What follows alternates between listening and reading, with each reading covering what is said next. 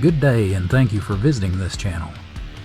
In today's video we'll be exploring the long and controversial debate about Athasian isolation.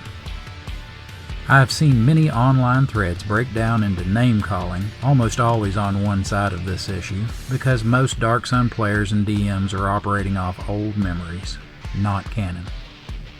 My mission today is to go through the entirety of Dark Sun canon and present definitive proof which side of this divide is canon and which side is just homebrew. So keep watching until the end where my final conclusions are laid out. Please feel free to add your 2 cents in the comments below. I'm very interested to hear what you think and how this has affected your game. Before we wade into this controversial subject, I would like to take a few seconds to tell you about my game design studio, Dark House Rules Games. Dark House Rules Games is dedicated to improving your gaming experience with a wide range of products. Everything from the upcoming City-State of Balic, which is the DM's companion to our Player's Guide to Balic, both of which are free to mailing list members, to the Ravenloft Black Wolf series of adventures. The newest Black Wolf adventure, Ravenloft Clan of the Black Wolf, has just been released on the DM's Guild. At Dark House Rules Games, we also make commissioned art, maps, original monsters, magic items, and NPCs. We make game tokens. As a matter of fact, if you click on the link marked Game Pack in the video description below, you will receive a pack containing 98 PNG and 98 PDF tokens for you to use in your game. After that, you will receive, by email, 1 free token a month, along with news about and discounts on future Dark House Rules products. Your email will not be sold, so you don't have to worry about it being spammed. That's enough shameless promotion. Let's put on our hip waders because we're going deep into Dark Sun canon. First of all, let's look at why canon is important and what it is. I made a video about Dark Sun canon a while back. If you haven't seen it, you can click on the link in the upper left-hand corner of the screen to find it. If you are viewing this on a mobile device, you can find the link in the description below. In the beginning of that video, I discuss why without canon as a community, we Dark Sun fans have no basis of reference to relate to one another. Homebrew is fine. Every DM's campaign will have at least some elements of homebrew in them, but homebrew is where our differences are. This video will be sticking to canon because that's what we have in common. Okay, let's move on. First, I want to lay out the sides of the argument and where they're coming from. Then we'll do a review of the evidence in Dark Sun and other settings canons to see if it supports either side of the argument. Having done that, I'll make my conclusions. Once again, I'd love to hear your thoughts in the comments. Now let's get started with the argument itself and the more extreme ends of the spectrum on that matter. On one end, you have people who feel that, aside from super powerful characters like Sorcerer Kings, the only other people who have any ability to travel to or from Athas have access to one of 2 or 3 artifacts, like Dragos Planner Gate or the Gith Gate from the Black Spine adventure. They argue that outside of that Athas is cut off from the rest of the multiverse. One exception this camp usually makes are the mystical powers that flow from the inner planes to the priests of Athas. People in this camp have a tendency to be very sure they're right without presenting any evidence. Here are a few examples from discussions that took place on the Dark Sun Facebook pages. One young man said this, quote, "If you can get to the outer planes or another prime material plane with anything less than an artifact level item, you're doing it wrong." Another young man makes a similar claim about Athas. Quote, "It's cut off. Only the extremely elite like Sorcerer Kings or something on that level can access. The other exception is in the Black Spine. If you're talking pure cosmology, it's basically cut off from the rest of the multiverse." End quote. Most, but not all, of the people who hold these opinions seem to be too young to have been a Dark Sun DM during the time that Dark Sun was being released. Comments like this from the first young man go a long way toward giving me this impression. Quote, "Athas being cut off from the planes wasn't an afterthought. They didn't make a mistake and then try to retcon a fix. It was designed to be that way. The reasons for it are a part of history, the same way the reasons for the lack of metal is a part of Athas's history. By design." End quote. If this young man had lived the release schedule, he would know that Athas being cut off was never mentioned until the release of Defilers and Preservers, The Wizards of Athas, 2445 in 1996, 5 years into the 2nd edition Dark Sun run. On the other hand, the rarity of metal on Athas was introduced as one of the setting's unique qualities in the original Dark Sun box set, 2401. The black, gray, and hollow, particularly the hollow, are talked about earlier than Defilers and Preservers, but nothing is said about Athas being closed to planar or spelljamming travel until Dark Sun's 2nd edition run was nearly done. This was a late retcon. It fixed a couple of problems. Number 1, tough Dark Sun PCs running amok on other worlds. And number 2, water and metal being imported to Athas, thus ruining the desperate feel of the world. This was not something that was part of the original design. If it had been like the scarcity of metal mentioned in the quote above, it would have been in the original box set, not tacked on in a sidebar in one of the last products released. As I said earlier, defenders of the cut-off argument are often very sure of themselves, as shown in this quote from the same young man as the first quote. Quote, "Folks who get this aspect of Athas wrong are also the first ones to tell you all about how they escaped from Ravenloft twice." End quote. In the past, when I have asked for canon proof to back up such statements, no one has ever been able to supply me with even one reference. Most of the time they get mad and start name-calling when I start listing all the canon sources that I can think of that contradict their position. It is not only for those of you who are genuinely interested in this subject, but also for those of you who have extreme cases of confirmation bias that I have made this video. It will present sources of canon data points to thoroughly make its case. If I have missed a canon source to the contrary, please leave it in the comments of this video. I want to get to the truth of this fictional subject. I don't care about winning the argument. Having laid out the cut-off side of things, here's the other side. Basically, that it's difficult, but by no means impossible, to travel to and from Athas. Here are 2 quotes by 2 gentlemen that give a good feel for this side of the argument. Quote, "My view is no, it's not completely isolated. It's mostly isolated in the sense that it's bloody difficult to get from Athas to the Outer Planes / other campaign settings, but in my campaign and head it's possible, either through sheer dumb, bad luck or through great skill and power at higher levels." End quote. And from the other gentleman, "It's not. Some AD&D content said that it's just hard to pierce through the veil in Athas. Its connections to the planes are damaged, not destroyed. Strong psionics can allow planar shifting even. Plus you have Planescape books referencing Dark Sun via Inner Planes and Sigil." End quote. The last point he made was a good one, and I will be presenting many examples of this shortly. To summarize the 2 sides of the issue, one side claims that the only thing that can pass through the gray to and from Athas are the spell energies granted to priests of Athas and people/things that pass through either Dragos Planar Gate or the Githyon Key Gate from the Black Spine Epic Adventure, as well as super powerful characters like Sorcerer Kings. While the other side says that the gray makes certain types of planar travel harder, not impossible, and the crystal sphere of Athas doesn't open portals to allow spelljamming vessels to pass through. All other means of travel work normally. Now that we have the 2 sides of the argument laid out, let's look at the evidence that each side can bring to support their argument. First, let's look at the canon source that started this all, Defilers and Preservers, The Wizards of Athas. This product takes the Dark Sun setting off in odd directions, and in my opinion was a very poor addition to the Dark Sun line. But it is an official part of the 2nd edition Dark Sun line, so we have to deal with it as a community, even if in our personal games we exclude it. The bottom of page 9 and the top half of page 10 go over the gray and how it affects both the living and the dead who spend time there.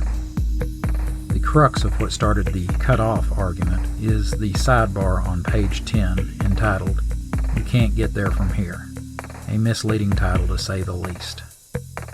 As you can see, the first paragraph states, quote, "Barriers exist between Athas and other planes. In the case of other planes of existence, the gray impedes travel," end quote. You notice it doesn't say stops or blocks. Webster's dictionary defines impedes as, quote, "to interfere with or slow the progress of," end quote. Moving on, about Spelljammer, it says, quote, "In the case of other places on the prime material plane, the crystal sphere surrounding Athas is impenetrable. Consequently, travel via spelljamming is impossible, and planar travel is much more difficult," end quote. Because I'm aware that many of you watching this don't know a great deal about Spelljammer and how it works, I'll crack open my Spelljammer AD&D Adventures in Space box set to explain what the part about an impenetrable crystal sphere meant. On page 9 of the Concordance of Arcane Space, under the heading Crystal Shells, it explains that a crystal shell, aka crystal sphere, marks the boundary between a planetary system within it and the phlogiston that fills most of the prime material plane. It states that, quote, "A sphere consists of an unbreakable dark ceramic material of unknown origin," end quote. It goes on to list 5 ways to pass through a crystal sphere. Number 1, teleport/dimensional door. Number 2, phase door. Number 3, naturally occurring portals. Number 4, in some systems, stars including the sun contain portals to other planes. And number 5, the Spelljammer, all caps, and other powerful creatures of the void such as space dragons have an innate ability to open portals. Aside from these 5 methods, spells and magic items can be used to locate or create temporary portals. On page 19, the spell Locate Portal does what it says, and the flip side, on page 20, the spell Create Portal has an equally self-explanatory name. On page 47, 2 items are listed that can assist in passing through a portal. They are the Passage Device, which creates artificial portals, and the Portal Locator, which, like the earlier explained spells, does what its name says. So how does that all relate back to the sidebar on page 10 of Defilers and Preservers? What it means is that no natural or artificial portals ever form in Athas's crystal sphere, so spell-jamming vessels can't find or open a physical door through the crystal sphere. You might be able to bypass the crystal sphere with magic that allows you to be on another plane or its border instead of the prime material plane. Such magic or psionic powers might include things like teleport, dimensional door, or wormhole. According to the Concordance of Arcane Space, the book we referenced earlier, dimensional magic can be fickle near the inner surface of a crystal sphere and does not work in the flow, which is short for the phlogiston. So you might be able to get out, but wouldn't be able to return in the same manner unless via some strange natural conduit. I think that covers the spell-jamming part of what the sidebar says. Now let's move on to planar travel via magic. Going back to the text of the sidebar, it says, quote, "When it comes to magical means of planar travel, the buffer formed by the gray imposes some restrictions. Both wizards and priest spells that provide access or contact with other planes, from astral spell to gate to plane shift, require an additional check to see if the energy of the spell cuts through the barrier formed by the gray. A priest reaching out to his patron element does not need to make such checks. Other characters modify their check by adding their level to the number rolled." It then gives an example and ends with the table to roll on showed here. I'll come back to the table in a moment. First, I want to talk about how the first paragraph is worded and how that can be interpreted. For those of you who never played old school TSR era D&D, the terms wizard and priest spell are equivalent to arcane and divine spells in later editions. When examining what is written, the first thing that jumps out at me is how the author did not include a very important source of power that can be used for planar travel, that being psionics. In a setting where psionics are ubiquitous, I can't believe this was just an oversight. So right there is proof that this restriction does not affect psychoportive powers. Next is the odd way that the sentence, quote, "Both wizard and priest spells that provide access or contact with other planes, from astral spell to gate to plane shift, require an additional check to see if the energy of the spell cuts through the barrier formed by the gray."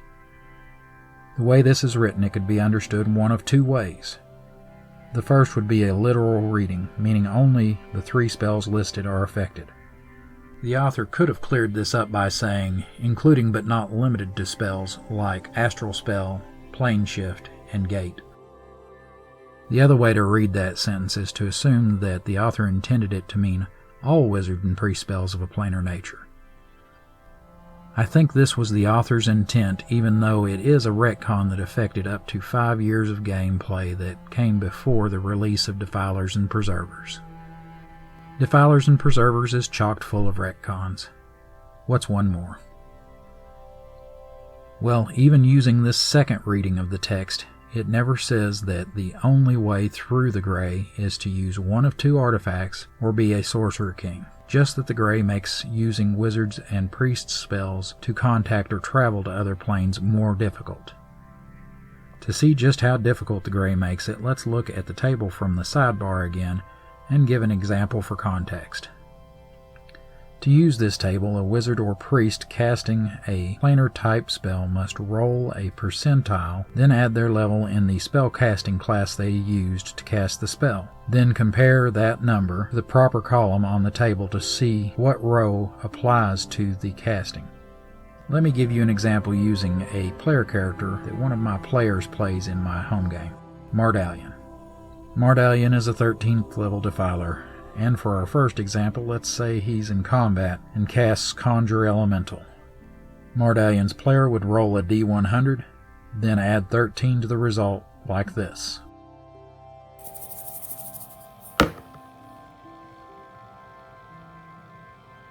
As you can see, a 64 was rolled. With Mardalion's 13 defiling levels added to that roll, it brings his total to 77. Then we look to find that number on the sidebar table, using the inner/ethereal plane column because he is summoning a creature from the inner planes. Doing that, we see that Mardalion's number falls into the success range of 66 to 100. So the earth elemental he summoned to smash his enemies does actually arrive as described in the spell. Now let's say that Mardalion decides to cast Contact Other Plane after the battle is over. Then we roll again and, like the last time, add 13 to the result. This time, Mardalion was looking for advice from one of the Lords of the Nine Hells, so we use the outer/astral plane column.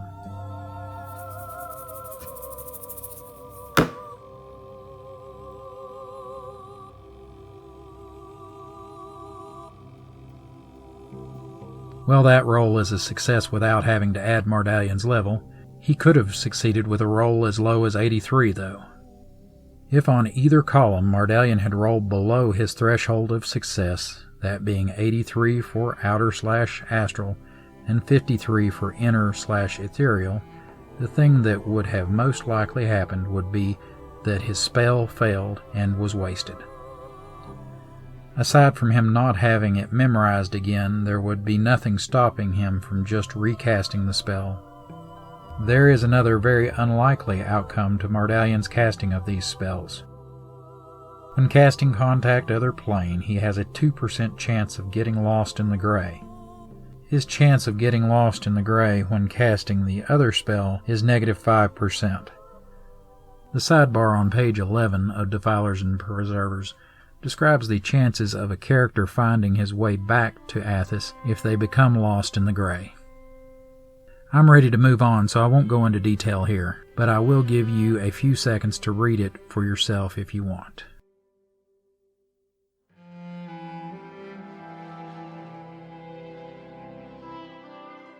Okay, so that's the source of the problem. It seems that the sidebar allows for many ways to get off-world. not just the use of an artifact or being super powerful like a Sorcerer King. I'm going to have to put this most essential piece of canon as supporting the not completely cut off camp.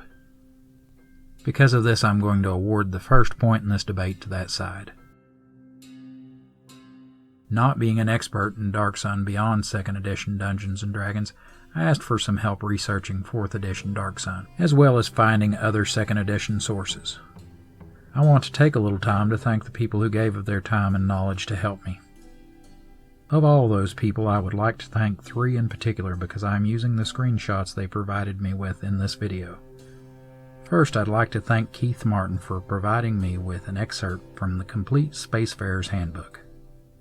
As you can see, it claims that Athas is located in some unknown region of the Prime Material Plane, and that spelljamming is not practiced on the world of Athas. This paints the problem of Athas being unknown to the people of the spelljamming setting, not that it is cut off.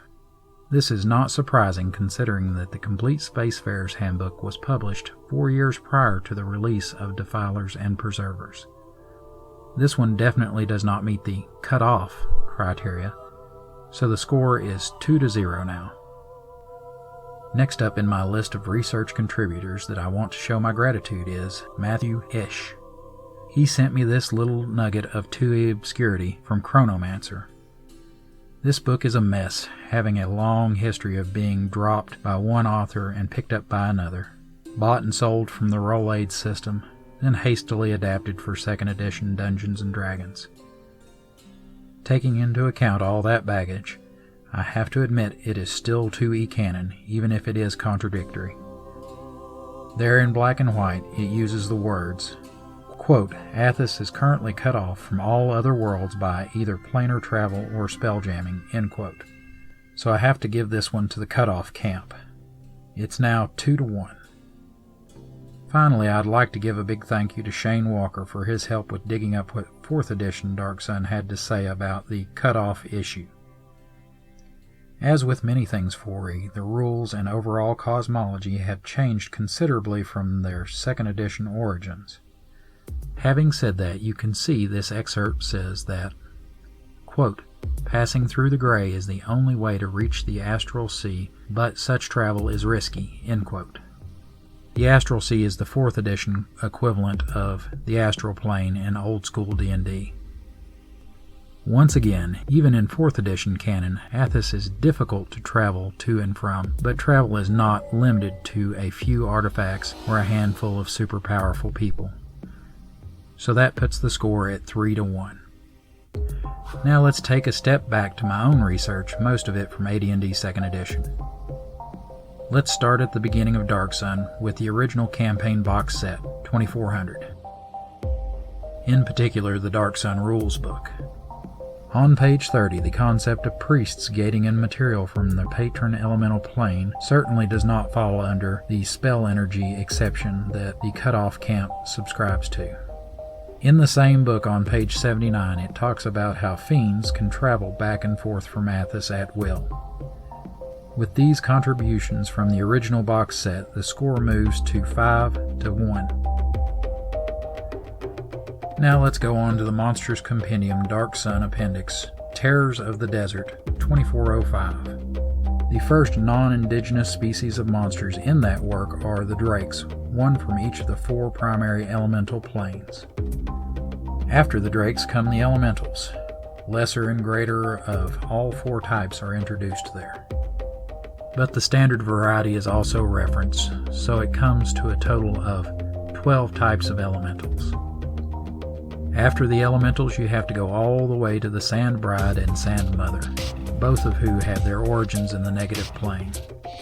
Terrors of the Desert brings the score to 21-1. Now let's proceed to Dragon Kings, 2408. On page 58 and 59, under the heading of Urgent Elemental Business, it speaks of character elementals leaving Athas to visit the elemental planes from time to time. Although it doesn't say that they use any means unavailable to characters at lower levels, it does say that they are 27th level and above when they receive the call to go. Because the cutoff camp is so far behind, I'll take pity on them and stretch this to fit their description of cutoff. Considering Dragon Kings is about characters in the 20th to 30th level range, all the examples of characters going from Athas to other places are being performed by exceptionally powerful characters. A few more of those are on page 11 in the description of the Defiler Metamorphosis spell. The 27th to 29th level transformation must take place on either the astral or the ethereal planes. Aside from themselves, the dragon must bring at least 200 hit dice of living creatures with them to power the spells. There is also the Preserver Metamorphosis spell on page 103 and 104. There it says that the Evangian casting his last Metamorphosis spell, quote, disappears for planes unknown, end quote. Of the 3 points that I'm giving the cutoff camp from Dragon Kings, this is the only one that isn't a pity point. There are some points that support the hard to get to camp in Dragon Kings too. Starting on page 64 and running through page 67 under the header The Planes and Beyond, here is described the planes of existence as they relate to Athas. The Grey is nowhere to be found, which puts to rest the cutoff camp's argument that Athasian isolation was part of the plan from the beginning. Here can also be found the subheader entitled Character Travel, in which a litany of planar travel methods are discussed. There is no mention of any restrictions placed on these methods by the Grey. This is further proof that the sidebar on page 10 of Defilers and Preservers is a late-coming retcon, not a revelation of what was the plan all along. The last piece of evidence I have to present from Dragon Kings is the Psychoportive Devotion Ethereal Traveler on page 147. As you can see with the devotion, a minor psionic power, an Athasian can travel to the ethereal or border ethereal plane. This power mentions no restrictions placed upon it by the Grey. For that matter, Defilers and Preservers makes no mention of the Grey affecting psionic means of travel. It also has no prerequisites and has an initial cost of 15 and a maintenance cost of 2 per round. Even a first-level psionicist with the bare minimum scores to qualify as one could use this and maintain the power for 2 rounds. That pretty much completely defeats the part of the cutoff camp's argument that only super powerful characters can travel the planes unaided by the 2 artifacts mentioned. So far that makes Dragon Kings a wash with 3 and 3, bringing the total score to 24 to 4. Oh, I almost forgot, there is one more bit of evidence of planar travel in Dragon Kings, although I can't say it supports either side definitely. It is the full page art on page 116. It shows a human priestess, of what class exactly is hard to say, using undetermined means to summon a Glabrazu from the abyss. Because it should be pretty obvious by now how this is going to end up, when I present a list of things that are being scored, I'll talk about why I'm awarding them points, then read off the list, showing each on the screen for a few seconds, before moving on. You may pause the video if you want to read what is shown in full. Okay, I just took a second look at Dragon Kings and found a little bit more. Let's take a look at the planar spells in Dragon Kings to see how they score. All the spells in this list either mention nothing about being interfered with by the Grey, proving that the Grey was not part of the plan all along, or are spells that can be cast by characters below 20th level, proving you don't have to be a super powerful character to travel or contact other planes. We'll start with the wizard spells. They are Conjure Elemental on page 84, Enslave Elemental on page 94, Pact on page 102, and Rift on page 110. Moving on to priest spells, there's Conjure Lesser Elemental on page 119, Conjure Greater Elemental on page 124, Pocket Dimension on page 131, Planar Vassal on page 135, and Rift on page 137. Okay, I think that finally has Dragon Kings covered. That brings the score to 33 to 4. I searched through all the 2E Dark Sun products, and many, even ones like Earth, Air, Fire, and Water, didn't have anything that hasn't already been covered in this investigation. So I only have a few more Dark Sun specific products to draw from before moving on to other things. The next canon source that I draw from comes from the Dark Sun Revised box set 2438. In the Age of Heroes on page 73, the description of the Oil of Etherealness says, quote, magical enchantment occurs as described under Potions in Chapter 10 of the Dungeon Master's Guide, end quote. On top of that, Table 104, Miscellaneous Magic, the Weird Stuff, lists a sensor of summoning hostile elementals. These two items show that low-level characters can use even non-artifact magical items to either leave or bring something to Athas. So far, the score is 35 for Hard to Get To and 4 for Cut Off. Now let's take a look at the Will and the Way, 2431. It has two types of evidence to consider. One is a list of Dark Sun-specific psychoportive powers, and the other is a list of creatures that can be summoned to Athas via the use of Summon Planar Creature. It is this list that I will tackle first by simply showing it on the screen. If you would like to read through it, you can by pausing the video now. The power Summon Planar Creature, if used by the same bare minimum psionicist we used in the earlier example, could be used as early as 5th level, and by 9th level he could summon creatures from the inner or outer planes. Next up are the psychoportive powers from the Will and the Way, none of which require psionicists to be higher than 10th level. They are Planar Transposition on page 78, Summon Planar Energy also on page 78, Wormhole on page 80, Pocket Dimension on page 83, Shadow Walk also on page 83. All these powers allow things to leave or be brought to Athas. With the Will and the Way in the books, the score is 41-4. So that brings us to the last of the 2nd edition Dark Sun product line that speaks to this debate. The Dark Sun Monstrous Manual Compendium, Appendix 2, Terrors Beyond Tier. Here I'm going to again present the monsters in a list. None of the creatures on this list are indigenous to Athas, and all originated beyond the Grey. There are all 4 Lesser Drakes, pages 23 through 27. All 4 Elemental Beasts, pages 36 through 41. All 4 Para-Elemental Beasts, page 76 through 80. All 3 types of Surlon, pages 82 and 83. The Reica, pages 84 and 85. The Revoca, page 89. And the Stalking Horror, pages 104 and 105. Now the score is a very lopsided 59-4, especially considering that all but one of the cut-off camp's points were awarded out of pity. Now we can take a look at the 2nd edition products outside of the Dark Sun line. Let's quickly go over the complete Psionics Handbook. Then we can move on to Ravenloft and finish up 2E with Planescape.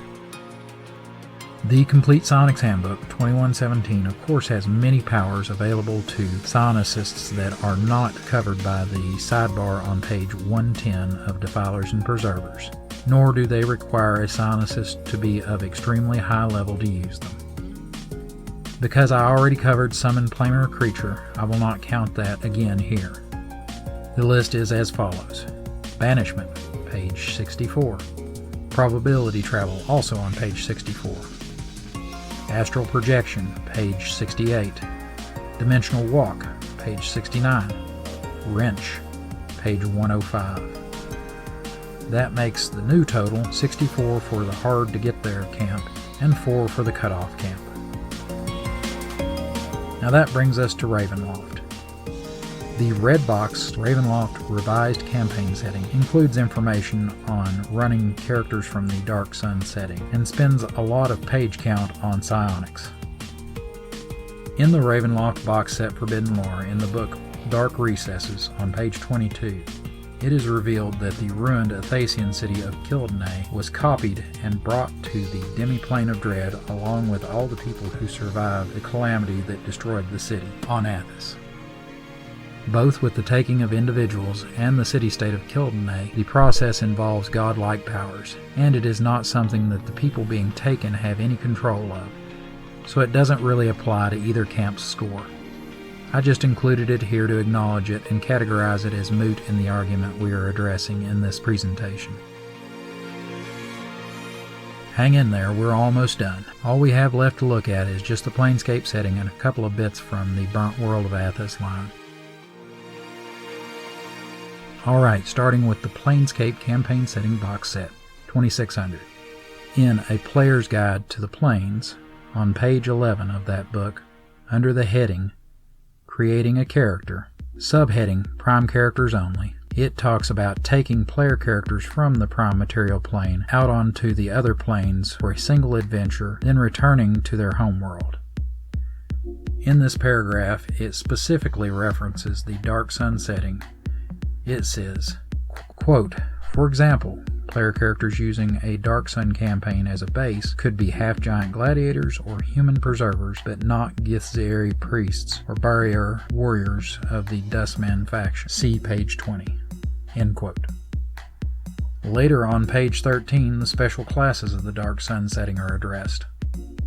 Quote, Defilers and Preservers from Athas, the Dark Sun setting, have a special status. Fiends like the destructive power of Defilers, good beings hate it, and the relationship is just the opposite regarding Preservers. Most planers consider Athas's elemental clerics woefully ignorant of the realities of the multiverse. Gladiators are just another type of fighter. Athasian bards are the only bards well regarded in the lower planes. This shows in 1994, when the Planescape setting was released, that there was no plan to have Athas isolated from the rest of the multiverse. Also in the Planescape box set is A DM's Guide to the Planes. In it, starting on page 20 and continuing on to page 22, under the heading To and From the Prime, there it talks about several natural means of traveling to the planes, none of which are addressed in the sidebar on page 10 of Defilers and Preservers. Those include elemental vortices that allow travel between the inner planes and the Prime Material Plane, astral conduits that connect the Prime directly to the outer planes, and planar portals that connect the City of Sigil to practically anywhere else in the multiverse, including the Prime Material Plane. So the Planescape setting box set brings the score to 69-4. Now let's check out the Planes of Chaos box set, 2603. In the Book of Chaos on page 56, in the section that describes the Amontheus region of Arborea, it speaks of the Willow Runner tribe of Athasian elves that inhabit that region. That brings the score to 70-4. Let's move on to the Planes of Conflict box set, 2615. In the book Liber Beam Volentia, on page 37, it talks about an Athasian elf named Baragon Swiftwind, who frequents the Golden Hills regions of Bitopia. That adds one more to the hard-to-get-to camp score, bringing it to 71, while the Cut Off camp is still way behind at 4. In Uncaged Faces of Sigil, 2624, there are at least 2 references to people visiting Athas. The first on page 50 in the profile of Gemaril the Exile. There he explains, quote, Attend to my words. My record on the Prime Material Plane speaks for itself. I balanced the forces of good and evil on the world called Orth by creating and then bringing about the destruction of a temple dedicated to elemental evil. Was it my fault that the Abyssal Lord survived to bedevil the countryside? In the rolling greens of Athas, I counseled the halfling Rajat in the ways of magic, so that he might restore the world to his forsaken brethren. Could I have foreseen the abuses of power that despoiled that planet? And on Toro, I united for the first time the warring kingdoms of Faerun by giving them a common foe. Is my achievement sullied by the word I planted in the Khan's ear that impelled him to raise the continent with his barbarian horde? End quote. It is implied by his profile that Gemaril is lying. The fact that he gets Rajat's race wrong lends credence to that implication. Having said that, he still has knowledge, even if imperfect, of Athas and its ancient history. If Athas were isolated, as the Cut Off camp claims, how would he know these things? In addition to Gemarel, one other NPC in Uncaged talks specifically about Athas. That NPC is Tripicus, an Ursinal scholar who specializes in the study of prime worlds. Tripicus's profile is presented as a surreptitiously recorded conversation between a colleague of his named Portile and himself. During that conversation, Portile tries to talk Tripicus into going to a recital with him after one of the Ursinal's public lectures. Tripicus responds by saying, quote, "Not likely. That's when I'm most besieged by students, critics, and people off the street. Explorers wanting tips before they venture to Athas. Art and magic dealers wanting to show me their latest imports from Kryn. It seems that many in Sigil now regard me as an expert on all matters prime." End quote. If no one but the super powerful 0.01% can travel to or from Athas at will, why are explorers planning ventures there, and where did Tripicus get his information on the world? Tripicus refutes every one of the Cut Off camp's arguments. That takes the score to 73-4. Next up from the Planescape line is the Planewalker's Handbook 2620. It gives advice to planewalkers, aka adventurers who make their living traveling all over the multiverse. The two sections it devotes to Athas were written from experience. Both back the hard-to-get-to camp's argument that the world of Athas is difficult to reach, but not something that requires an artifact or a character be 20th level or above. Because of their length, I'm not going to read them aloud here. This video is long enough as it is. If you'd like to read them for yourself, you may pause the video and take a closer look. That brings the score to 75-4. The last product in the Planescape line that references anything Athasian is also the last product in the Planescape line, period. It, like a few of the others presented here, were released after Defilers and Preservers, but still shows proof of travelers from Athas making it past the Grey and all the way to the Sigil. The Adventure Faction War 2629 is where, on page 19, it talks about a halfling neighborhood in the Guildhall ward called Curlyfoot. There it describes an incident involving Athasian halflings. It reads as follows.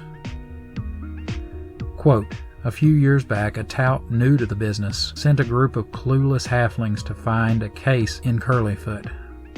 Unfortunately, these halflings were from a prime world called Athas. When the halflings from Athas attempted to eat the residents of Curlyfoot, it took virtually every local warrior to expel them from the neighborhood." End quote. Later on in Faction War, on page 27, in the section describing the Hive Ward, it discusses a neighborhood set up by Athasians called New Tier. It says, quote, "A bunch of primes from the world of Athas have settled a small section of the Hive they call New Tier. Most of these bashers possess rough qualities and excel in fighting and survival skills. Most don't like Githzeri or Githyanki either, so canny members of either race stay far away." End quote. This last example proves that travel between Athas and Sigil is common enough so as to allow a whole community of the Thasians to set up housekeeping in the City of Doors. With Faction War behind us, the score comes to 75-4. The last two sources I'd like to present in this video are both from the Burnt World of Athas line. Because of the Burnt World of Athas line's questionable status as canon, I will not count these towards the final score. I include them here simply to show that even a dozen years after the publication of Defilers and Preservers, that it was understood by Dark Sun aficionados that there were more than just a scant few ways to travel off-world from Athas. This first quote is from the Athasian Emporium. It talks about magic items that have some planar aspect to their function. Like before, if you need more time to read these, feel free to pause the video. Next is a long list of spells, psionic powers, and magic items that fit into the same category. It is from page 9 and 10 of the Terrors of the Deadlands.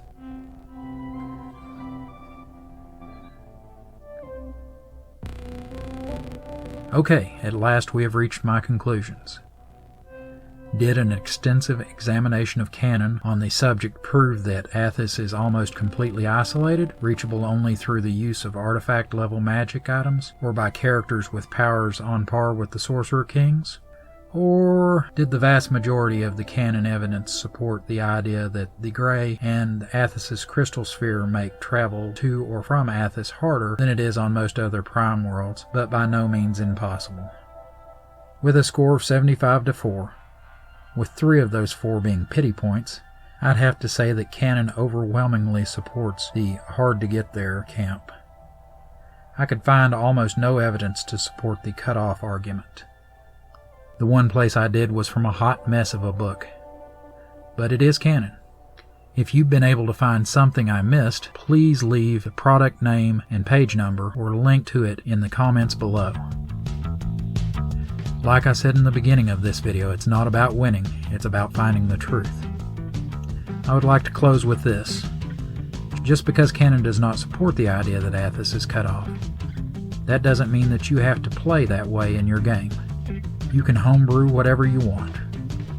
Remember this though, when you take up this subject on an online forum, unless homebrew is specified ahead of time, the default is canon, because that's what everyone has in common. Your homebrew is not. Okay, well that's all for this one. Don't forget to leave any comments you have below. While you're down there, use the link in the description to get your free tokens and sign up for the Dark House Rules Games community letter. Please like this video if you found it useful, and subscribe if you haven't yet. Until the next time, have a great day.